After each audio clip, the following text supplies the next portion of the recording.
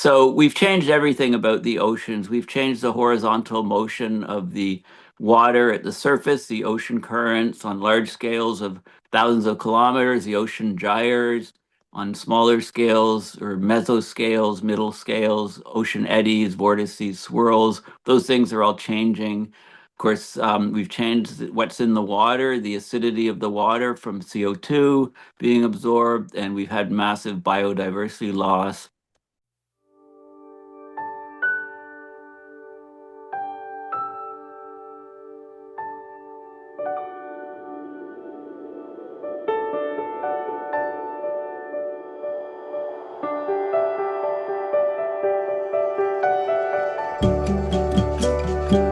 Welcome to another edition of the Climate Emergency Forum.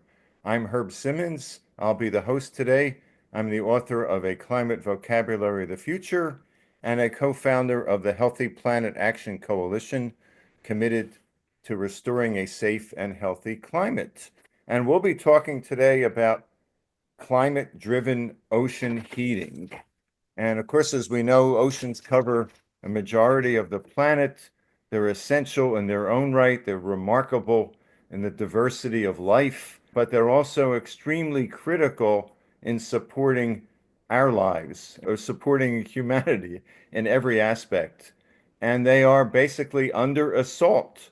And in fact, in my book, I coined the term PATT attack, P-A-T-T, for oceans. Pollution, P being pollution, A being acid, T being temperatures, and T being toxins. And today we're going to focus primarily on temperatures. And the extreme distress that the ocean is in my view, and I think in the view of most who've looked at it, is so strong that actually in my book, I had 1,000 terms, but there was only one term that I literally put a black box around for mourning, and that was the oceans.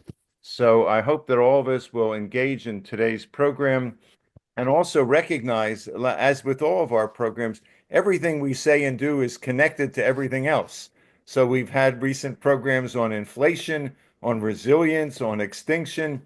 They all connect to oceans, and so too does our discussion today on ocean temperatures connect to everything else.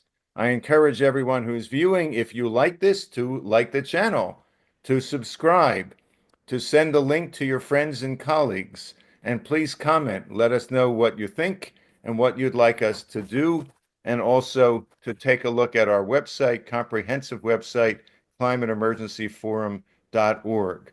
With that as an introduction, I'm delighted first to introduce one of our regulars, Peter Carter, Dr. Peter Carter from British Columbia, who is the founder of the Climate Emergency Institute, who's been engaged in the connection between public health and climate for many, many years, and who's been a reviewer for the IPCC. Peter, the floor is yours. Welcome.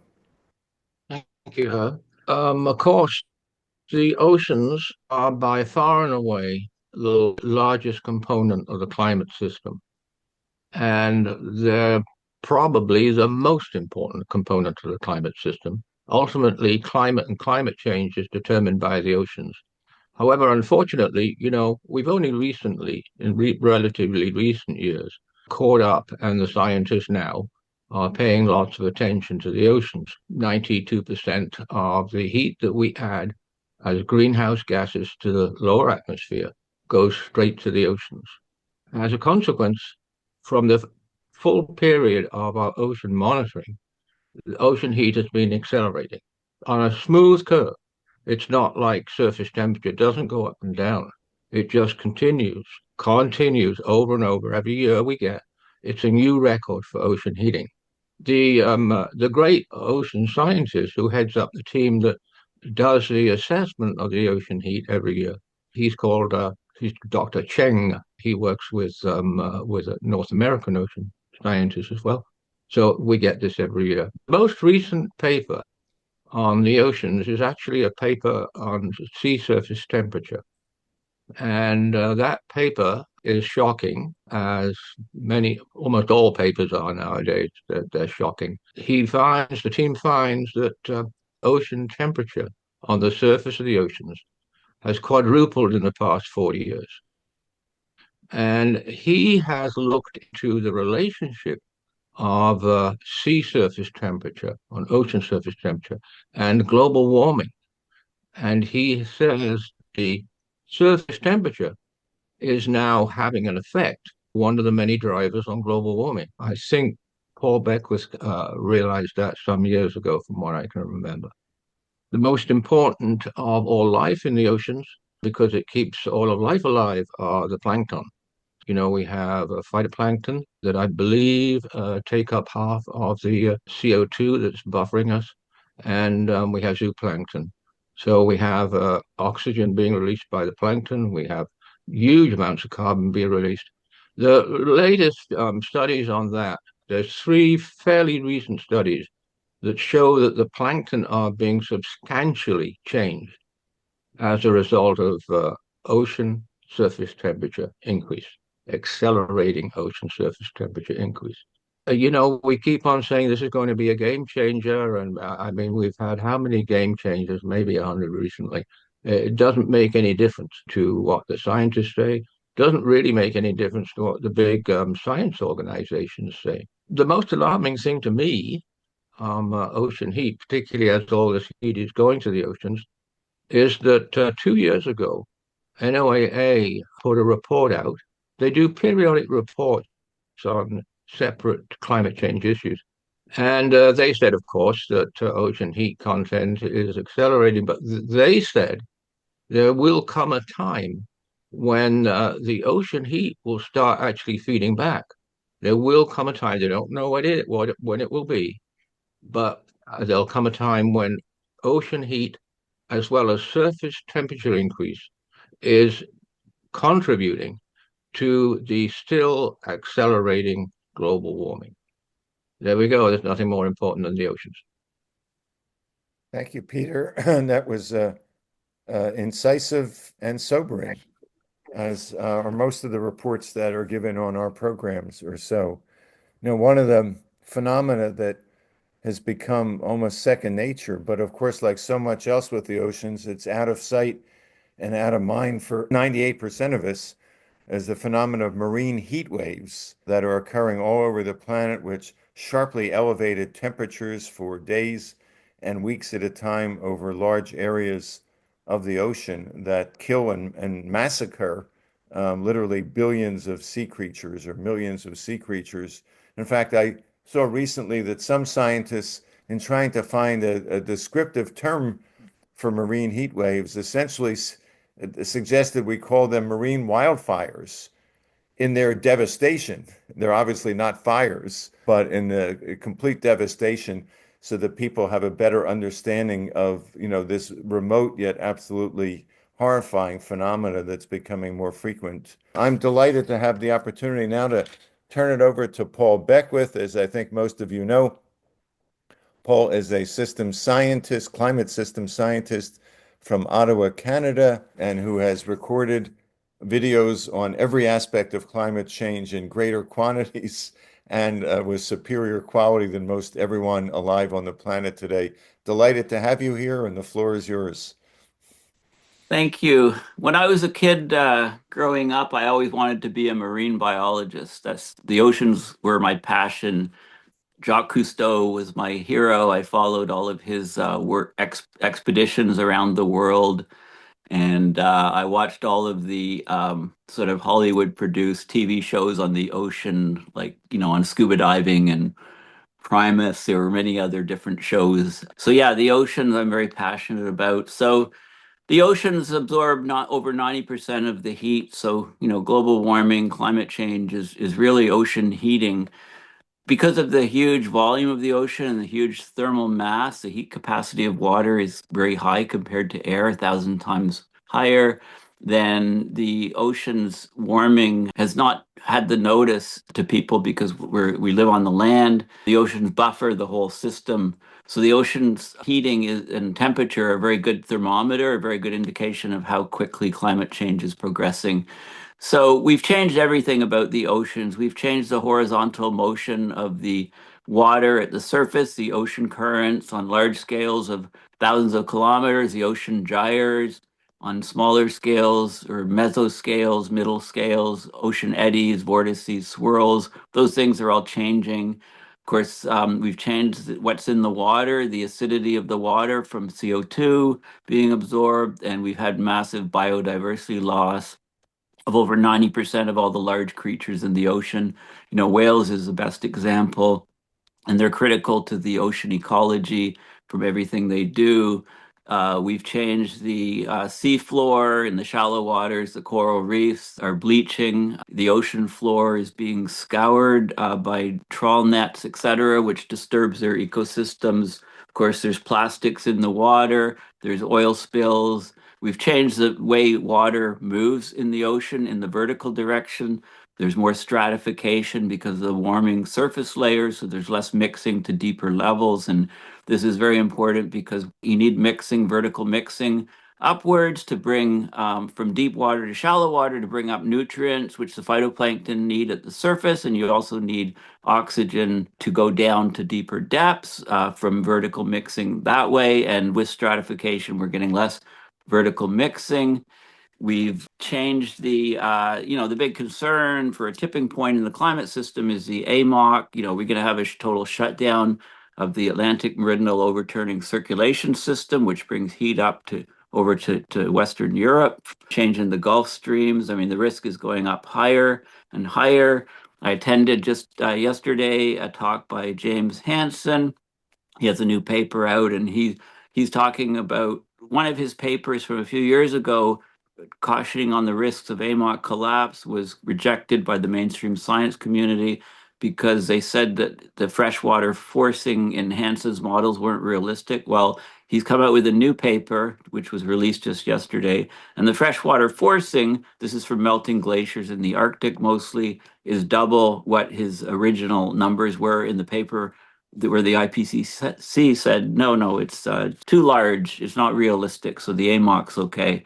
Now, the AMOC, also the climate sensitivity is another huge factor, which can be derived from knowing ocean and atmosphere behaviors and what happened in the paleo records. So what happened in the last glacial warming period, the last interglacial warming period called the Eemian. So from the paleo data and observations, Hansen says the IPCC number for a doubling of CO2 causing 3 degrees C temperature rise in the atmosphere. That's way too conservative.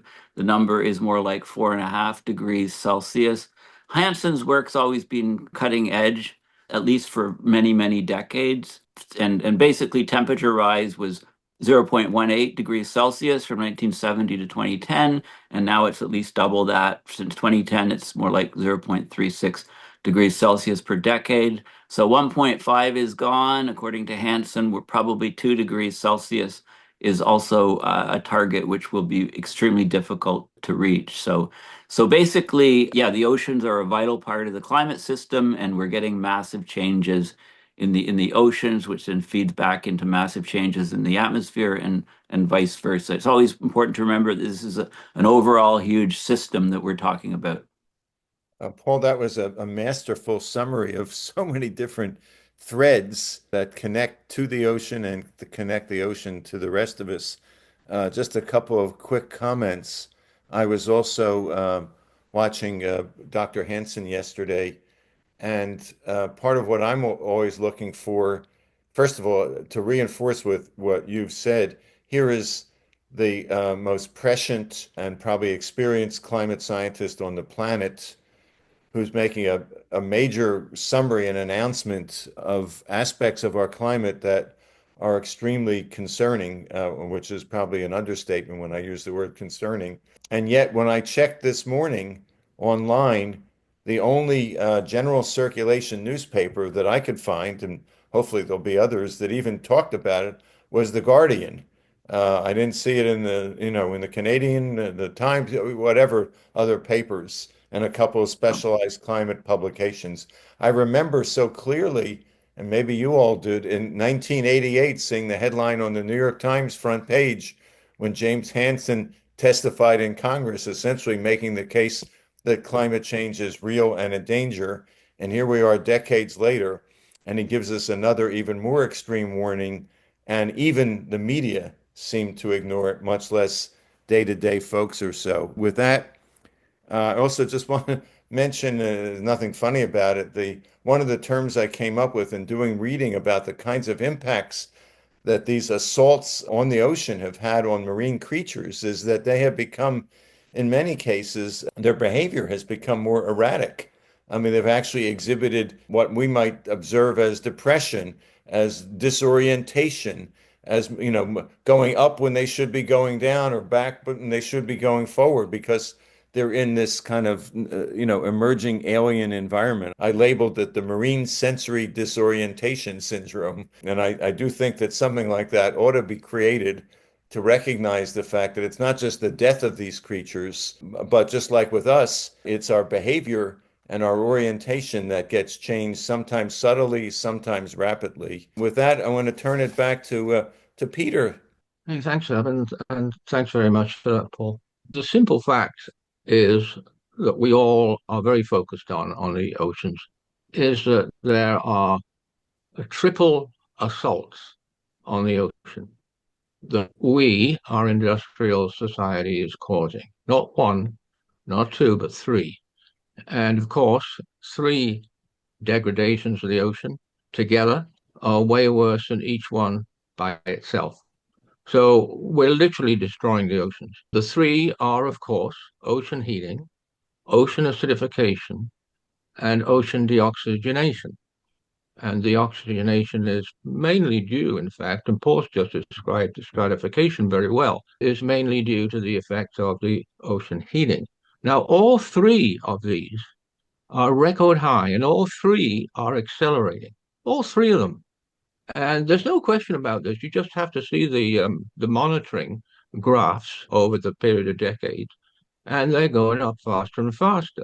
Of course, it's very difficult. There are so many disastrous to catastrophically impact, so many that we, our society, our industry is causing, that it's very difficult to get across the extent of that. Yeah, I was shocked to hear Herb say that only The Guardian carried James Hansen, and of course it was a team of scientists, because he said that we've lost 1.5 degrees C long ago, as James Hansen has been saying for years.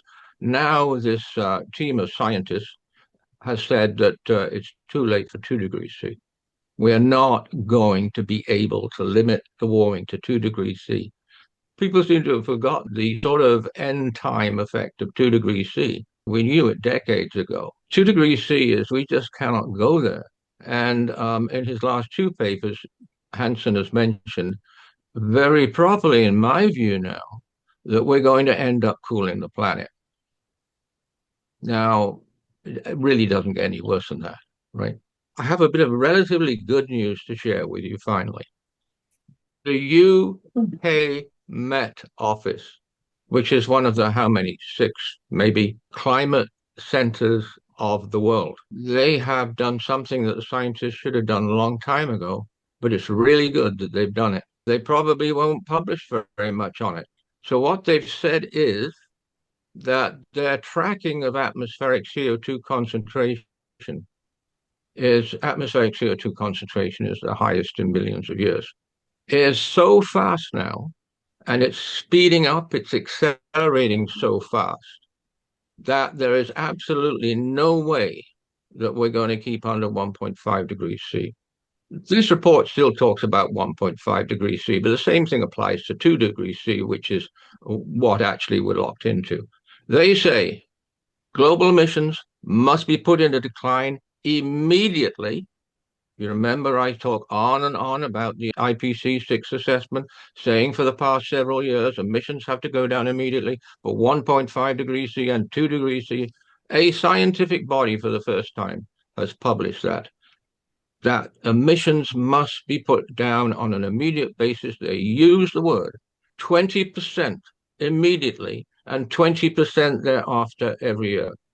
So that's great, because now we have at least one heavyweight climate science center saying that we got to act now, we got to act aggressively. I know it's not feasible, okay, but I work on the science, I don't work on the feasibility, right? My environmental friends have for decades been telling me, no, Peter, that's not feasible, that's not feasible. Our team here, what we do, and we do it consistently, is that we give the truth of the real science. So thank you, UK Met Office, Hadley. And thank you, Peter. That's important news. And let me turn it back to Paul. Thank you. Go ahead, Paul. Yeah, thank you. I feel obliged after Peter's good news to give some good news of my own. That is, I don't think that humans are going to kill off all life on this planet.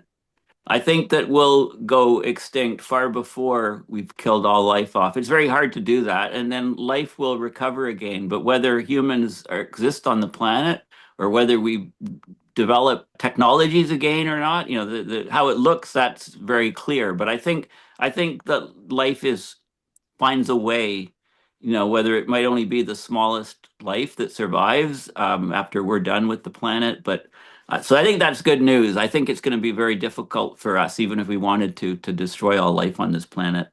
It's our civilization that's the question. So the other thing, I talked about the AMOC. We've got the warm ocean currents that go up through the Gulf of Mexico. And they go up and they cross the Atlantic and bring tremendous amounts of heat to Europe. And interestingly, I wondered for a while, people have asked me, because I often talked about the blue ocean event in the Arctic losing all its sea ice, basically having less than 1 million square kilometers. How we can expect that probably fairly soon in the summer. And right now, the sea ice recovery in the winter is at record low levels, even far below the 2012 numbers. So we probably will see a blue ocean event, but it's a toss up because if the AMOC does fail and shut down first, then the Arctic will get colder and we won't lose the ice. But people have been asking me for a while, well, what happens to sea level rise? Does that mean that sea level rise slows if the Arctic gets very cold with an AMOC shutdown? But James Hansen has written about that and talked about that. And his argument is that with an AMOC shutdown, first of all, everything would be different on the planet. But the heat would then be concentrated at the equator and in the southern hemisphere, and it would cause tremendous increases in melt rate of Antarctic ice shelves. So we've often seen a kind of a seesaw in the paleo records in history where one pole, the Antarctica, is suddenly very warm, and the other pole, the Arctic, is colder, and vice versa. It can seesaw or whiplash between the two. So Hansen, talking about, if you go back to the Eemian, the last interglacial, when we lost big chunks of Antarctica, West Antarctic ice sheet, et cetera, sea level rise was, many, many meters.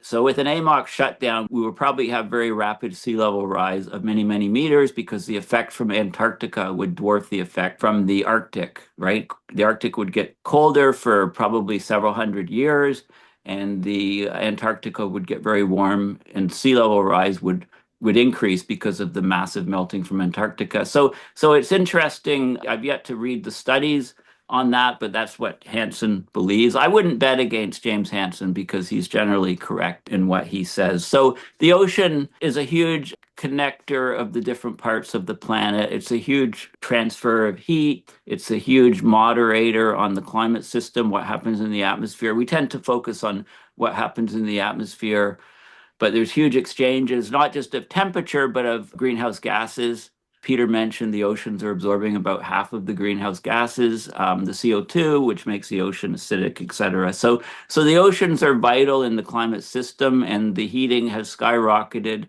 Atmospheric temperatures have skyrocketed because of the reduction of sulfur in the marine shipping fuels. I think that's become a lock scientifically as the reason why we have so much jump in temperatures in the last few years. So if you read or hear a paper or something, news reports saying scientists don't understand why we've had a huge jump in global temperatures in the last 2 years, that's rubbish. You can tell them, hey, obviously it's the sulfur in shipping fuels. Thank you, Paul. Yeah, Oh, again, I wanted to say one last thing. You said the marine creatures are becoming disoriented. They don't know what's going on. They don't know up from down. I would argue that all living creatures on this planet are, they don't have to move to experience a different environment. Climate change is coming to them, changing their environment. People all around the world living animals around the world, plants, are not recognizing the environment they're in without even moving, because it's changing where they are. That's right. And in fact, one of the most sobering statistics, remarkable statistics that I discovered some time ago was what I call in the book Southern Shift. That basically, those of us in the Northern Hemisphere, when we go to sleep at night, when we wake up in the morning, our beds are the equivalent of 70 feet, give or take, further south than they were the night before because of the changing climate. Slowly, those of us here slowly moving towards Florida as Florida slowly begins to disappear because of sea level rise or wherever. Climate change is happening at the same time so rapidly based on historic trends and the history of the planet, and yet so slowly that it's difficult to recognize. And that's one of the many challenges. I just want to make a last couple quick comments that this assault on our planet and particularly our oceans that we've talked about today is pervasive, it's accelerating, and it's extremely challenging to slow down or even reverse, but that there are important efforts that are going on, such as creating marine protected areas in many countries that prohibit certain negative activities from occurring, marine permaculture to try to revitalize oceans through the growing of kelp and other seaweed, coral reef preservation projects using the latest in scientific projects and efforts, and so many others. They are, one could say figuratively and literally, a drop in the bucket, but drops count. So I encourage us all to support these drops in the buckets as well as the big items, such as Peter mentioned, the need to dramatically and rapidly reduce emissions and take a look at other potential climate interventions.